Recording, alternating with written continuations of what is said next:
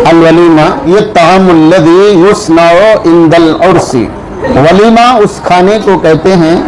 جو شادی ہونے کے بعد دوسرے دن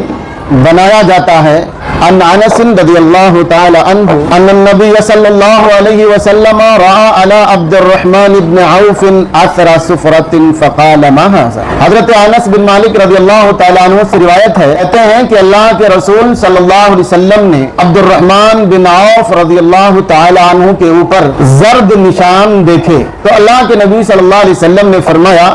ما ھذا، یہ نشان کیسا ہے، کہاں سے آیا ہے؟ انہوں نے کہا انی تجوزت امراۃ علی وزن نواۃ من ذہب، اے اللہ کے رسول صلی اللہ علیہ وسلم میں نے ایک عورت سے شادی کر لی ہے کھجور کی گٹھلی کے برابر سونے کے عوض، کا مطلب کھجور کی گٹھلی کے برابر مہر میں نے اس کو سونا دیا ہے اور میں نے شادی کر لی ہے۔ اللہ کے نبی صلی اللہ علیہ وسلم نے فرمایا بارک اللہ لک، اللہ تبارک و تعالی تمہارے اس شادی میں برکت عطا فرمائے، اولم جاؤ ولیمہ کرو چاہے ایک بکری ہی کیوں نہ ہو۔ مسائل، اللہ کے نبی صلی اللہ علیہ وسلم کے زمانے میں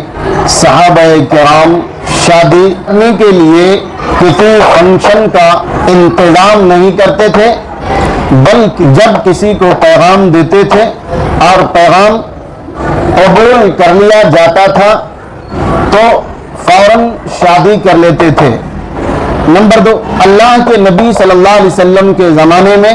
شادی کرنے کے لیے دعوت نامے کا کوئی انتظام نہیں ہوتا تھا، بلکہ بغیر دعوت نامے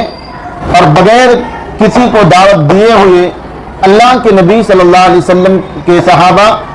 شادی کر لیا کرتے تھے۔ نمبر 3، شادی میں نکاح کے وقت مہر دینا ضروری ہے۔ نمبر 4، شادی ہونے کے بعد ولیمہ کرنا اللہ کے نبی صلی اللہ علیہ وسلم کی سنت ہے۔